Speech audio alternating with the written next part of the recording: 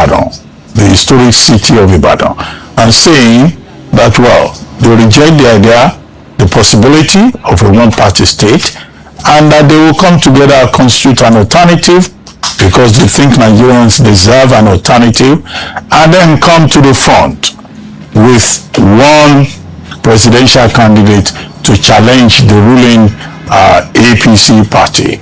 They want Josh Amokutan, the professor in charge of the INEC, removed if he refuses to resign. They want all political detainees released. They also want the Electoral Act 2026 amended. They allege that there is insecurity in the country, there is economic insecurity in the country, and they say that the scorecard of the Tinubu administration is very poor. Those are their conclusions. Can they succeed? How important, how fundamental is this objection to the ruling dispensation in your view?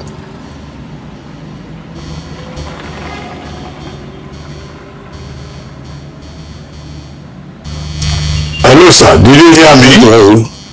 No, I just gave a background. I can hear you now. Yeah, I just gave a background of what happened in Ibadan, April 25, Saturday, the Ibadan Declaration. I gave a summary of the communique and the resolutions of the 14 political parties and the various opposition leaders who attended that event in Ibadan. And I was asking you, how significant do you think that this conscientious objection is, and do you think it will make any difference? Having been dismissed by Sunday Dari, special advisor to the president, as a set of people just standing on sinking sand, and Showore of the AAC saying he's not party to it, and that these are recycled, failed politicians claiming to have an alternative to move Nigeria forward. What's your assessment? What do you think? Well, first, Dr. Bati, and thanks once again. I think it's quite heartwarming to see that we are able to make progress to get to where we are now. If you recall, about 2 years ago, when the whole advocacy for opposition to come together started, many of you were quite pessimistic that it may not be possible, that the problem of bringing up a candidate will divide the opposition. And subsequently, the argument has been, okay, who will be the candidate? And we keep saying we have not yet gotten there. All along, all we have been trying to do is to ensure that we come up with a new framework in terms of engaging politics, in terms of party politics, and in terms of the process of producing candidates. All that has happened so far, and I think the Ibadan Summit demonstrated that. Everybody in the opposition has now agreed and acknowledged that we are faced with a present danger. And the danger is simply that we may face the 2027 election with one candidate, one party, and that to get that removed is to ensure that all the opposition come together and commit themselves to produce a candidate. That was the agreement that was produced in Ibadan. Now, how are we going to achieve that? It's a function of how we proceed with the confidence that everything is possible. And I tell you, the new framework we are trying to put together is a framework of collegiate. It's not a framework where one person will be the winner of everything. Our leaders are committed to ensure that if we produce the next government, it's not going to be like an emperor presiding over an empire which he controls. It's going to be, there will be a collegiate team spirit whereby all decisions will be taken jointly, and that is what we are working together.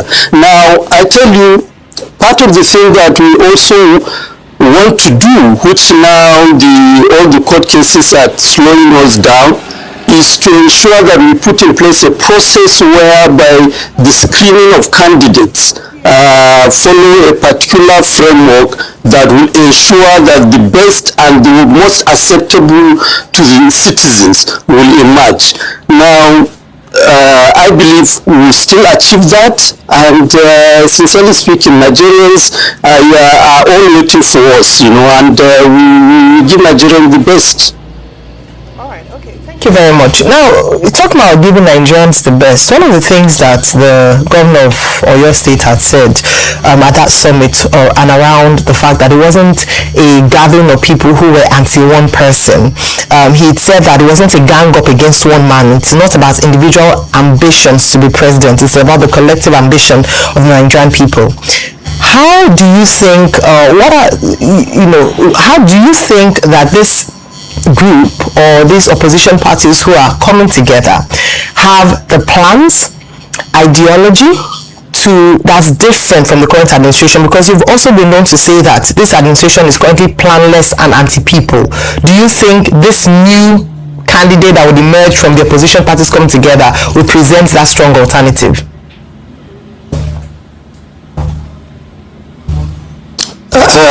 I would definitely, if you recall, not too long ago, the APC put up a 50-man committee to work out its policies and manifesto. And as we are today, the manifesto has been adopted by the convention, the last convention that took place. In fact, if not for all the distraction that has been created, by now we will have unveiled the manifesto to the Nigerian public. And it will have formed part of what we will mainstream within the opposition parties to ensure that any new government, that manifesto becomes the guide to the new government. I mean, look, I can give you an idea. The manifesto is all about ensuring citizen-centered governance, whereby all the issues in terms that is confronting Nigerians, we have answers to them. And by the time we unveil the manifesto, we will see them. And beyond the manifesto, we are not just having a manifesto, we also have a policy framework. That policy framework is what will now guide governments and all elected representatives in terms of their conduct when elected. Now, sincerely speaking, I think we must move forward with confidence. We can see, when my friend Sunday Dari talk about gathering of individuals, yes, it's a gathering of individuals, but individuals who are from political parties recognized by the law. And if he failed to recognize that, he's just deceiving himself. And frankly speaking, where we are today as a nation, everybody is agreed. I for one, I can tell you, I feel disappointed having been part of the founding members of the APC and knowing the vision that pushed us to form the APC. To see where APC is today is quite disappointing. For instance, they talk of consensus. By now, if you do a check, you find out that all the consensus they have done across the states have collapsed. So when you talk about the crisis in the opposition party, the ruling party is also faced with its own internal contradictions, which is producing the kind of discomfort that will lead to a crisis that they may not have foreseen. So, look, my view, and I've said so severally in this your program, politics is about contestation. And we are ready to confront the situation as it is, and we believe Nigerian people will make the right choice at the end of the day. But I don't see unity in this opposition. The contentious issues will emerge. We're seeing the supporters of Peter Obi and Atiku going at each other. In a case where one of these two men emerge, there's going to be a problem. Who's going to accept, who's going to concede? Are people going to look at the bigger picture? I don't see that happening. In fact, it's very feisty. Akin to what he said in Yoruba parlance, like the Ore War. We Yorubas, we have a way of saying when something is feisty and contentious, we liken it to the Ore War. we say, that's exactly what is happening within the fold of the opposition today. So I don't see unity. Do you? Well, I think when you have politics without contestation, then it's no longer politics.